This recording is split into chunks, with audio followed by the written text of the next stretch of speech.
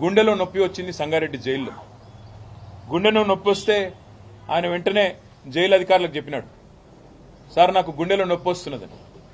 1:30కి ఆసుపత్రి డాక్టర్లను పిలిచినారు. సంగారెడ్డి ఆసుపత్రికి తీసుకుపోయినారు.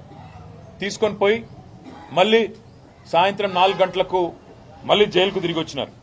కానీ ఎక్కడా కూడా ఈ వార్త బయటికి రానియకుండా, ప్రభుత్వానికి తెలుసు కానీ ప్రభుత్వం కూడా బయటికి రానియకుండా, కనీసం ఒక వ్యక్తికి గుండె నొప్పి వస్తే జైలు అధికారులు అంటే ప్రభుత్వ కస్టడీలో వెంటనే ఆ కుటుంబ సభ్యులకు తెలియజెప్పాలన్నా వద్దా? కనీసం చెప్పలేదు. ఆయనకేమన్నా అయితే బాధ్యత ఎవరిదని నేను అడుగుతా ఉన్నా. కుటుంబ సభ్యులకు చెప్పకుండా, అమానవీయంగా ఆసుపత్రికి తరలించకుండా, కేవలం పరీక్షల నిమిత్తం మాత్రమే పంపించి తిరిగి రప్పించి మళ్ళీ జైల్లో పెట్టినారు. ఇవాళ ఉదయం మళ్ళీ గుండెపోటు వచ్చింది హీరియా నాయక్. ఇప్పుడు ఈరోజు ఉదయం 11 గంటలకు, నిన్న ఒకసారి అయింది, నిన్న ఎవరికి సమాచారం ఇయ్యలే. ఇవాళ పొద్దున గుండెపోటు వస్తే 11 గంటలకు మళ్ళా సంగారెడ్డి హాస్పిటల్కి తరలించిండ్రు. ఇప్పుడు పరిస్థితి బాగలేకపోతే ఇప్పుడు గాంధీ హాస్పిటల్కో నిమ్స్కో తరలించాలని ఇప్పుడు నిర్ణయం తీసుకున్నారు. హీరియా నాయక్ గారితో పాటు రాఘవేంద్ర అనే మరో సోదరుడు, బసప్ప అనే మరో సోదరుడు, వాళ్ళిద్దరికి కూడా ఆరోగ్యపరమైన సమస్యలున్నాయి. మా నాయకుడు పట్నం నరేందర్ రెడ్డి గారికి ఇన్ఫెక్షన్స్ ఉన్నాయి, యాంటీబయాటిక్స్ కూడా వాడుతున్నారు.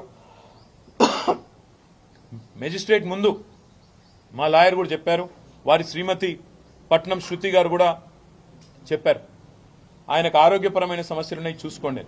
ఇవాళ నేను అడుగుతా ఉన్నా, 30 రోజులు కస్టడీలో ఉంటే, ఆరోగ్యపరమైన సమస్యలుంటే, ఇంత కుసంస్కారంగా, ఇంత అమానవీయంగా, వాళ్ళు మనుషులనే ఇంగిత జ్ఞానం లేకుండా ఈ ప్రభుత్వం ఏదైతే వ్యవహారం చేస్తున్నదో, దీని వెనుక ఉన్నది రేవంత్ రెడ్డి భూదాహం, రేవంత్ రెడ్డికి ఉన్న ఈగో దెబ్బతినడమే తప్ప ఇంకోటి కానే కాదు.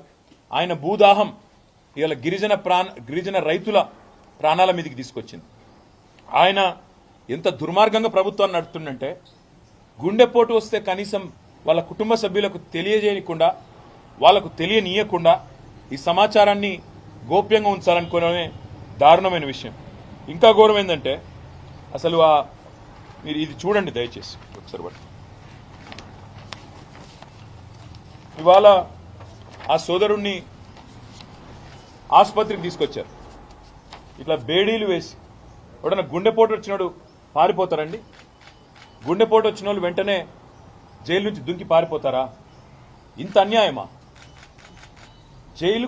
జైలు నుంచి గుండెపోటు వచ్చిందని చెప్తే బేడీలు వేసి, ఇది పట్టుకోమా,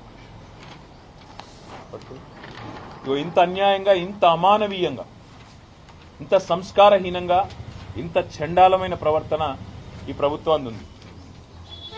స్ట్రెచర్ మీద తీసుకురావాల్సిన మనిషిని, అంబులెన్స్లో తీసుకురావాల్సిన మనిషిని ఇవాళ ఒక పోలీస్ బండ్లో తీసుకురావడమే కాకుండా ఇంకా నికృష్టంగా ఈ రకమైన ప్రవర్తన ఏదైతే వీళ్ళు చేస్తా ఉన్నారో ఇది క్షమార్హం కానే కాదు. నేను గౌరవ హైకోర్టు ప్రధాన న్యాయమూర్తిని కోరుతా ఉన్నా, రాష్ట్ర గవర్నర్ గారిని కోరుతా ఉన్నా, కాంగ్రెస్ పార్టీ అధినాయకుడు, పార్లమెంట్లో ప్రతిపక్ష నాయకుడు రాహుల్ గాంధీని కోరుతా ఉన్నా, డిమాండ్ చేస్తా ఉన్నా.